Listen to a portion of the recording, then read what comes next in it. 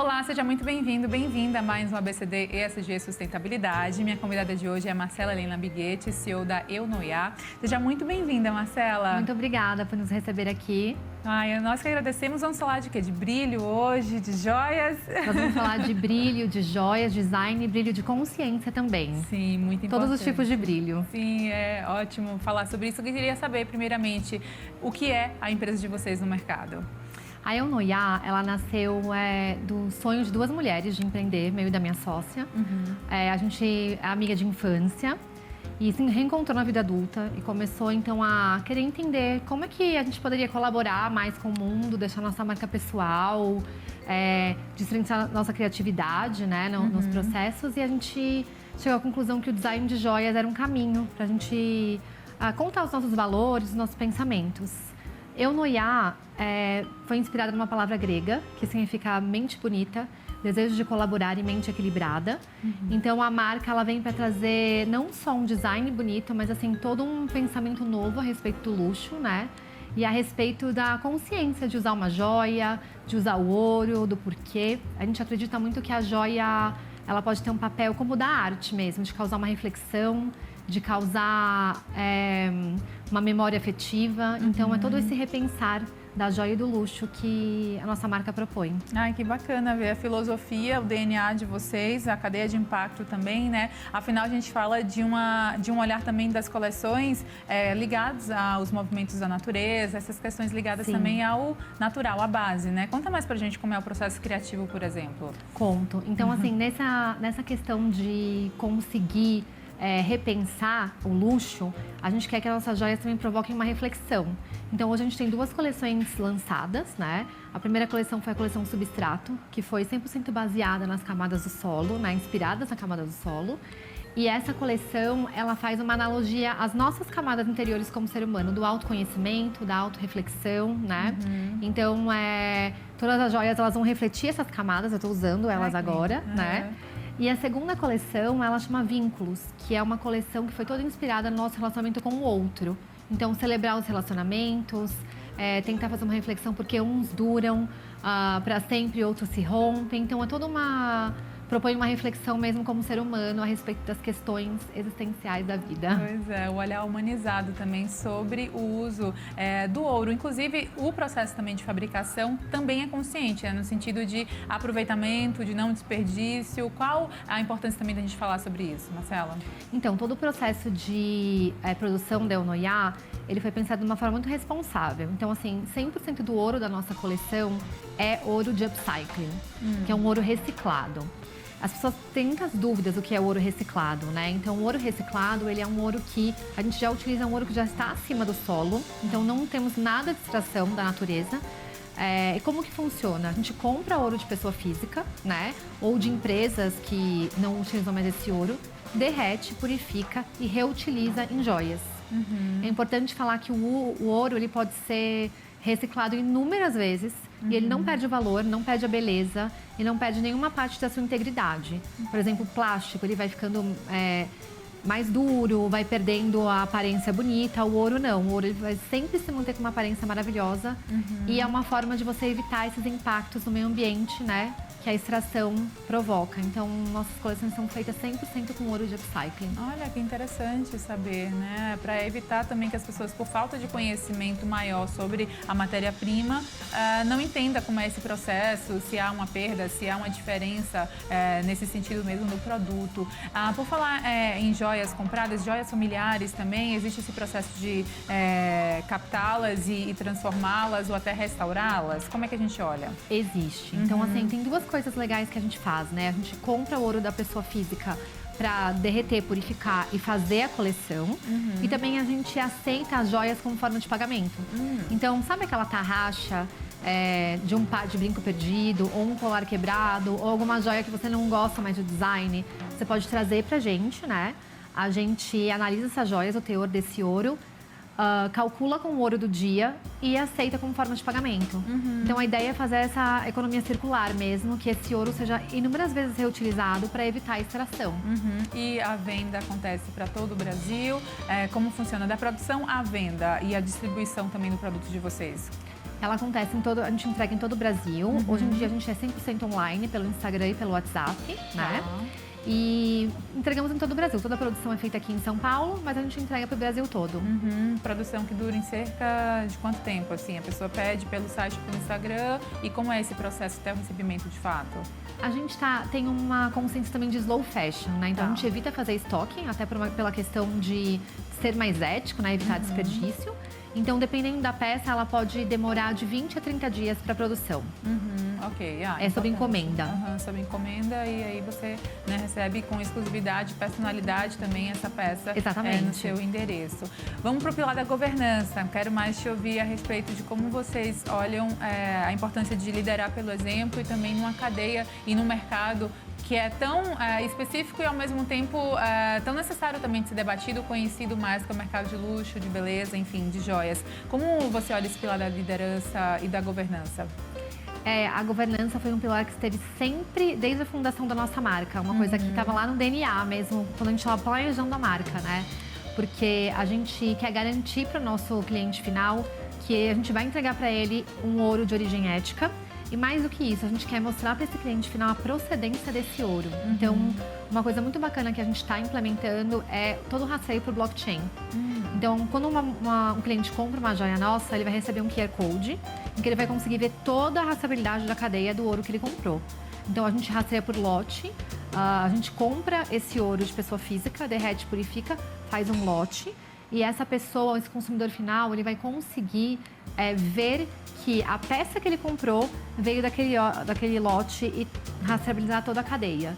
Então, esse é um pilar, e também nossos fornecedores. A gente tem um critério super rígido para escolher os fornecedores, né? Com base em certificações, com base em históricos de rastreabilidade deles também, para que fique tudo transparente, tanto dentro de casa quanto para o cliente final. Não, muito importante, né? A credibilidade e a qualidade mantida também para o produto final de vocês, manter a essência da ponta base até a ponta realmente fim, para esse cliente se fidelizar também à marca, né? Hoje olhamos para o cliente de vocês de alguma maneira específica, mais um perfil ou outro que compra. Como é que também vocês observam esse ponto?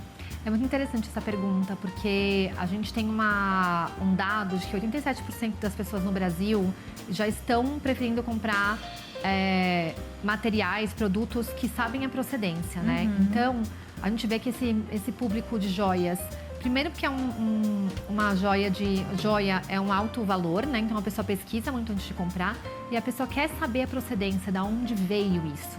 Então é uma venda que demora mais para fazer, é uma coisa bem consultiva e realmente as pessoas estão procurando saber a procedência. Então, uma missão que a gente tem é deixar isso cada vez mais claro e destrinchado para esse cliente que procura saber de onde veio, questiona muito.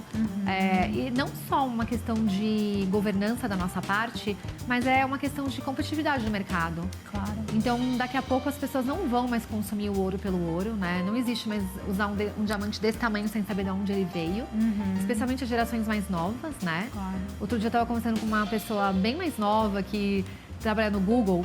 E essa pessoa falou, eu acho que comprar ouro por ouro eu acho super cafona. Então, já é um pensamento dessa geração mais nova e a gente tem que se readaptar para continuar no mercado também.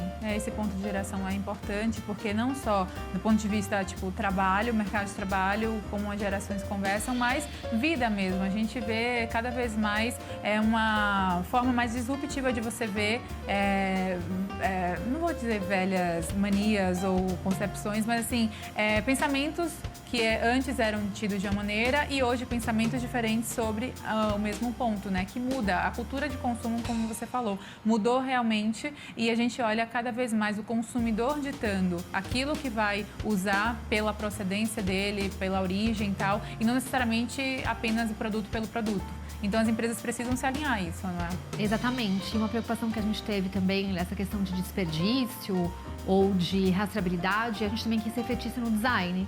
Então, toda a nossa coleção, o design é bem minimalista, bem sutil, que é para refletir também essa consciência, né, de evitar desperdício, de conseguir o menos é mais, fazer uma coisa bem minimalista mesmo. Então, a preocupação, ela tá em todos os lugares, assim, desde o design até na produção, até no atendimento que a gente faz. está em todos os lugares. E hoje, olhando para dentro de casa, quem são os colaboradores da empresa de vocês, além de vocês, sua sócia, como é que a gente olha para esse quadro? A gente tem hoje 4 colaboradores dentro da companhia, né? Todos eles também bem treinados com essa questão da governança e bem alinhados em fazer essa cadeia super ética, com transparência. Então, tá todo mundo dentro desse briefing, dentro de casa. Marcela, do ponto de vista da sustentabilidade, você já falou um pouco sobre a extração do ouro ou a obtenção desse ouro, mas olhando para o meio ambiente e para a indústria extrativista do Brasil como um todo, queria ver sua opinião a respeito, né? A gente tem ouro como matéria-prima, a gente tem processos também diferentes, como é o de vocês, no sentido positivo da palavra, de captura desse tipo de produto e transformação dele. Como é que olhamos para essa indústria no Brasil como um todo? Então, essa indústria, ela tem esse problema no Brasil e no mundo todo. É uma indústria ainda muito pouco fiscalizada, né? Então, quando a gente decide trabalhar com ouro de upcycling, a gente está evitando os impactos negativos dessa mineração do ouro, né? Que é um processo altamente poluente para o meio ambiente. É um processo que deterioriza o solo, polui a água. Eu acho que hoje, se eu fosse falar, a coisa mais grave que acontece é a questão do mercúrio na água, né? Que contamina os rios, contamina o que a gente come. E muitas pessoas, principalmente na Amazônia, 90% do nosso ouro, ele vem da Amazônia hoje em dia no Brasil, né? Então, todo esse contexto que está acontecendo na Amazônia, mas é uma coisa também que está indo para as grandes cidades. Então, assim, o peixe que a gente come vem da Amazônia. Ele está altamente contaminado por mercúrio. Então, quando a gente decide optar por um ouro, usar o ouro que já está acima do solo, evitando essa extração, é todo um impacto negativo que a gente deixa de criar. É a questão do garimpo, que muito se discute a maneira, como, enfim, procedência. Ou seja, ficar fora desse ponto que é ofensivo para a natureza e para a comunidade no entorno, ou também além desse entorno, né, Marcela? Isso, vai muito além desse entorno. Chega até, assim, nas grandes cidades, né? Sim, claro. Então, essa é a ideia, é evitar ao máximo esse impacto negativo. E que a beleza não seja só na joia, no design, esteja em todo o processo, em toda a cadeia. Então, essa é a ideia da Eunoia, com pensamento bonito, desejo de colaborar. A gente sabe que a joia é um adorno, é cultural, todo mundo gosta, ela carrega afeto, passa de geração em geração. Mas como que a gente vai falar de afeto, de passar de geração em geração, presentear alguém num momento especial, se essa cadeia está carregada com coisas terríveis por trás? Então, a nossa ideia é deixar ela bonita por completo mesmo, bonita, em toda a cadeia. Leve, que bacana. Exatamente. Olha, a gente vai agora para um rápido intervalo, mas continua por aqui. Na volta, a Marcela continua comigo no ABCD esse dia de hoje. É já já.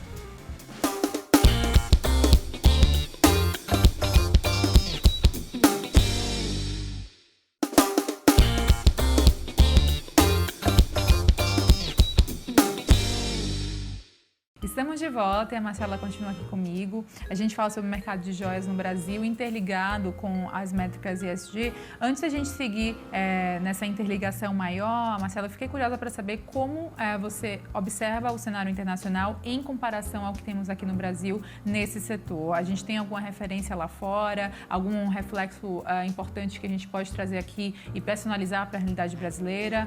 Qual a sua opinião sobre isso?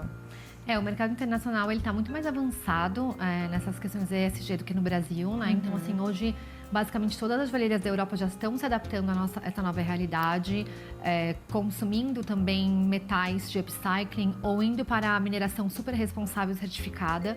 É um cenário bem diferente do que a gente encontra no Brasil. E eu acho que um ponto muito legal de reforçar do cenário internacional é, por exemplo, a Europa, né? As pessoas têm muito mais consciência da cadeia que elas estão comprando do que aqui no Brasil.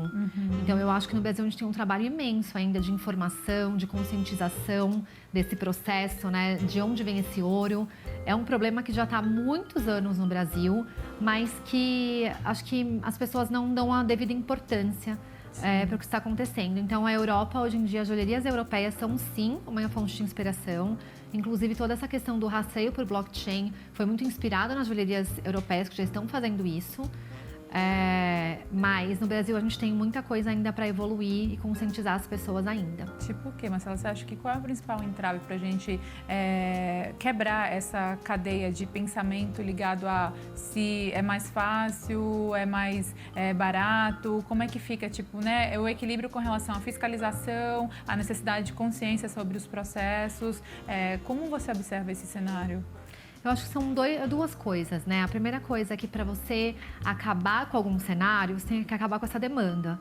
Então, assim, a gente só ia conseguir acabar com essa mineração ilegal, né, não regulamentada, ou com essa extração sem cumprir as regras, se a gente acabar com essa demanda. Para acabar com essa demanda, as pessoas que compram têm que começar a ter essa consciência. Sim. Então, é uma coisa de muito longo prazo, né? Ter uma consciência da procedência do que elas estão comprando mesmo. Sim. Então, esse é um caminho. E a segunda coisa é ter uma consciência de que uma coisa feita certa versus uma coisa feita errada, ela é mais cara. Uhum. Então, a pessoa também aceitar pagar um pouco mais por um processo que é mais caro, né? Claro. Ou mais correto, digamos assim. Eu lembro que uma vez eu fui numa palestra até sobre consciência, junto com a minha sócia, e o palestrante estava falando, se você hoje, você compra uma calça jeans por R$30 e você não se questiona o porquê que ela está tão barata, você está participando desse processo de inconsciência, né? E você participa energeticamente desse processo. Então, uma coisa que a gente traz muito na Eunoia é trazer esse processo de consciência para tudo que a gente faz, na questão da governança, na questão de como a gente produz, o nosso design, nas nossas coleções.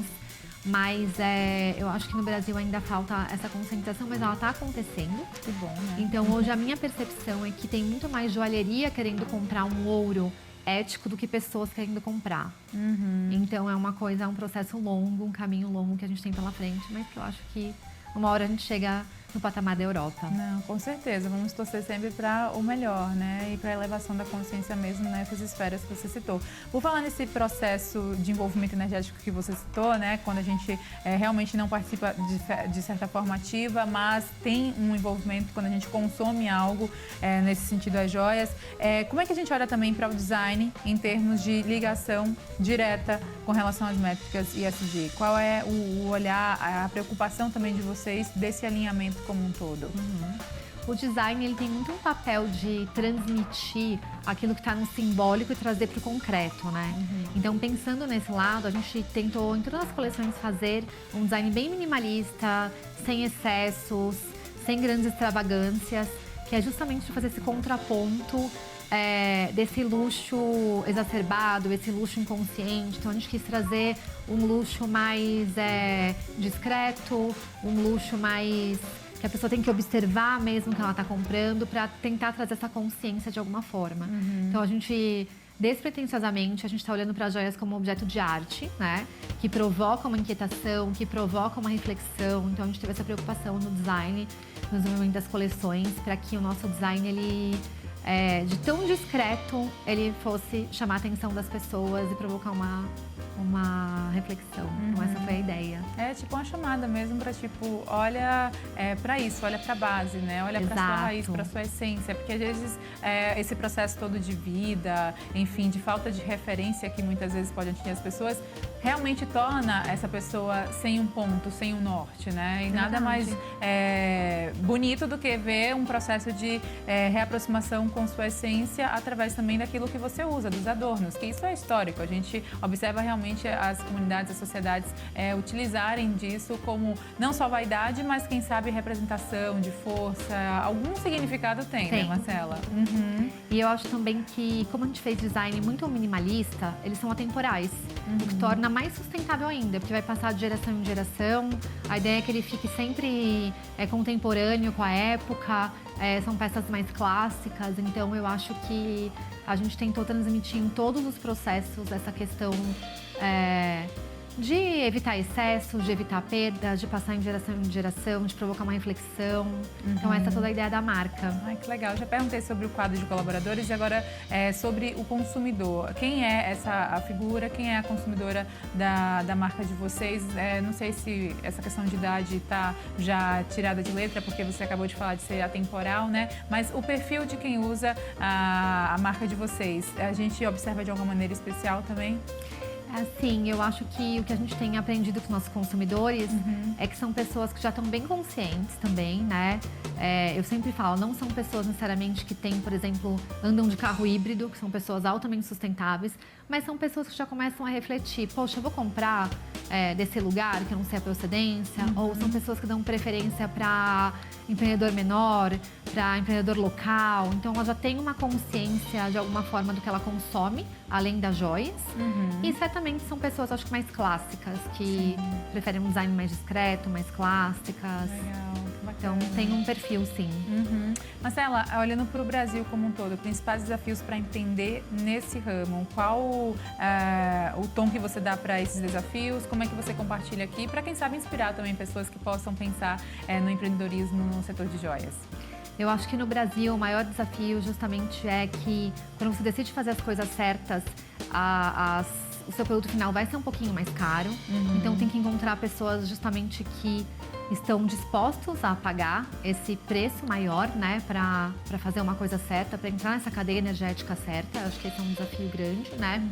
E no ramo de joias, eu acho que a gente tem mentes brilhantes no Brasil, então designs maravilhosos. Então essa competitividade mesmo de design, muita gente criando muita coisa legal. Então é uma competitividade saudável, muito bacana.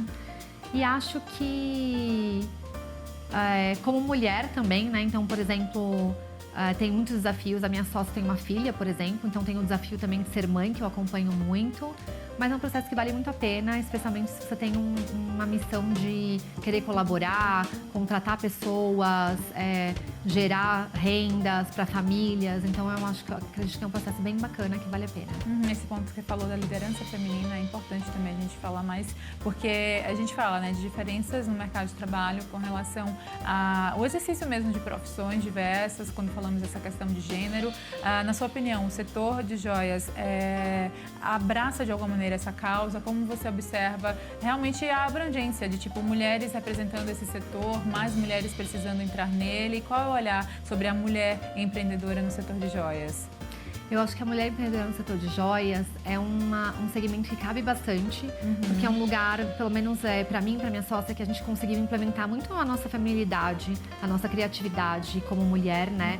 Que às vezes no mundo corporativo que a gente trabalhava era um pouco mais engessado. Então acho que combina bastante, mas tem muito desafio no setor de joia em específico. Ainda é um mercado muito informal, né? Tanto da questão de extração do ouro, como a gente está vendo, até na questão de nota fiscal. Então tem muitos desafios, assim como qualquer lugar, mas eu acho que conseguir empreender, colocar, né, a sua essência feminina e sua criatividade, eu acho que o design de joias é um caminho bem bacana, combina muito com as mulheres. E que mais mulheres possam ter essa força, né, essa inspiração que vocês acabam passando para entrar e para realizar a questão profissional mesmo na vida, quem sabe nesse mesmo ramo de vocês.